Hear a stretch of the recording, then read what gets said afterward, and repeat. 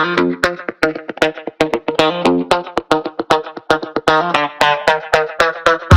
everyone, I'm G from Avid and welcome to Secret Studio. Today I'm joined by an awesome guest who I'm super excited about. We have Tucci. Tucci has worked with amazing people out there. He has several hit records. My name is Mike Tucci. I'm a mastering engineer, and recently I've been doing Atmos mixing as well. I mean, you said you did like 1,000 masters last year?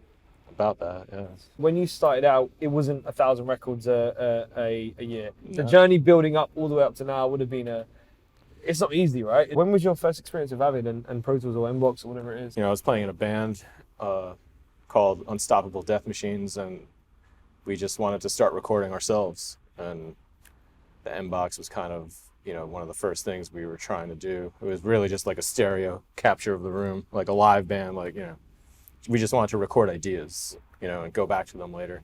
My first experience ever seeing Pro Tools was, I was a kid. I was in a band called Addicts Noise with my brother, and we went to record our first EP, and the guy who like engineered it, he was like, "Oh yeah, I use the same software that Madonna uses," and blah blah blah. And it was Pro Tools. And it was like an old version of Pro Tools in like it wasn't even 2000. It was like 1997 or 8 or something like that.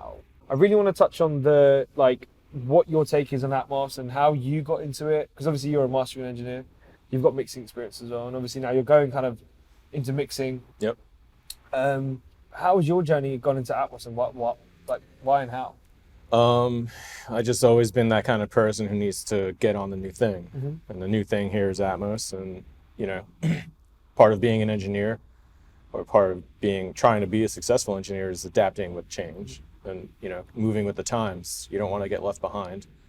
So one of the first things I ever did for Atmos, I get the stereo mixes that I master.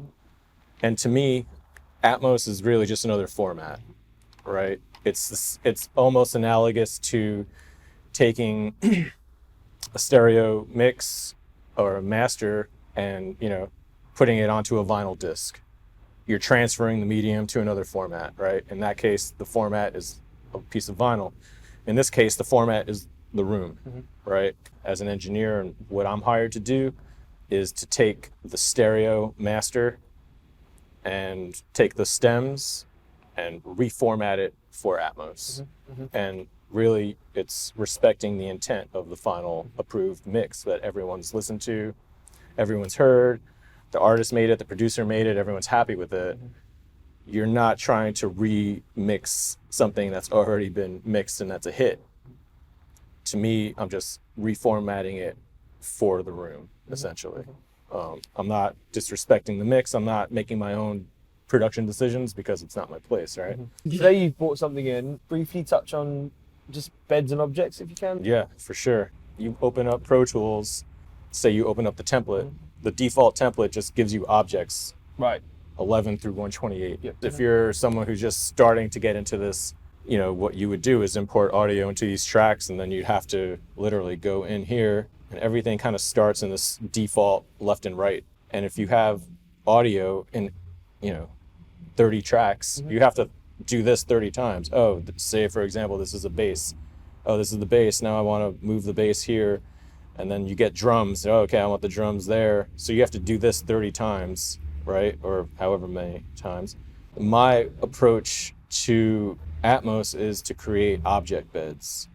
So we have predetermined spaces. This is the front.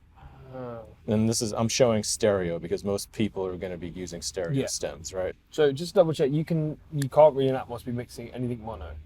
Everything is stereo. You can. And I have another object bed up here where you can send mono parts to here. For example, my left, that's just the left. Oh, right. Okay. Sorry. Yes. Here's the right, or center. Here's the right. Right. And then we got the wides, left wide, right wide. Wow. But down here, this is just for stereo. So now, if you don't have the mono multis and you're just working in stereo, this might be a little easier to do. So basically a front, your wides, your side channels, and these are all speaker snaps. So, say, again, this is the default setting. Say you're like, oh, I want to create a side channel, you can speaker snap here. Wow. Or go into the rear or the fronts. But for this purpose, that's a side channel. So I basically create aux channels. These are all aux channels. And we assign them to whatever object path we want. And then we decide based on what we want. I have it designed front, wide, sides, rear, front overheads look like this. Side overs and the rear overs. So this creates the space for you already. So you can import audio into the session and say, okay, I want my bass to go to the fronts. And then you just, let's create an audio track.